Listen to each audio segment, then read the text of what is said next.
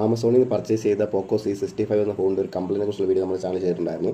WhatsApp call ചെയ്യുന്ന സമയത്ത് phone hang ആയിട്ട് നിന്നിട്ട് ഓട്ടോമാറ്റിക്കായിട്ട് സ്വിച്ച് ഓഫ് ആയി ഓൺ ആയിട്ട് വരുന്നതായിരുന്നു എൻ്റെ കംപ്ലൈൻറ്റ്. അപ്പോൾ ഈ ഫോൺ റീപ്ലേസ് ചെയ്ത് കിട്ടാൻ വേണ്ടി നമ്മൾ ആമസോണിൽ ഒരുപാട് പ്രാവശ്യം കോൺടാക്ട് ചെയ്തു, മെയിൽ അയച്ചു, പിന്നെ വക്കീൽ നോട്ടീസൊക്കെ നമ്മൾ അയച്ചു. പക്ഷേ അവരുടെ ഭാഗത്തുനിന്ന് പ്രോപ്പറായ റിപ്ലൈ ഒന്നും ഉണ്ടായിരുന്നില്ല. പിന്നെ ഇത് റീപ്ലേസ് ചെയ്ത് കിട്ടാൻ എന്താണ് വഴി എന്നൊക്കെ നമ്മൾ കുറേ അന്വേഷിച്ചു.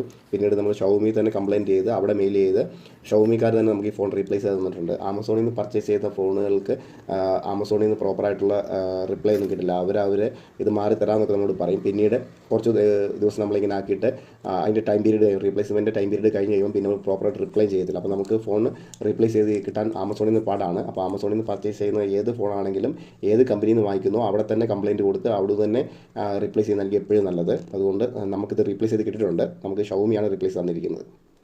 ആമസോണിൽ നിന്ന് പർച്ചേസ് ചെയ്ത പോക്കോ C65 എന്ന ഫോണിൻ്റെ ഒരു കംപ്ലൈൻറ്റിനെ കുറിച്ചുള്ള വീഡിയോ നമ്മൾ ചാനൽ ചെയ്തിട്ടുണ്ടായിരുന്നു.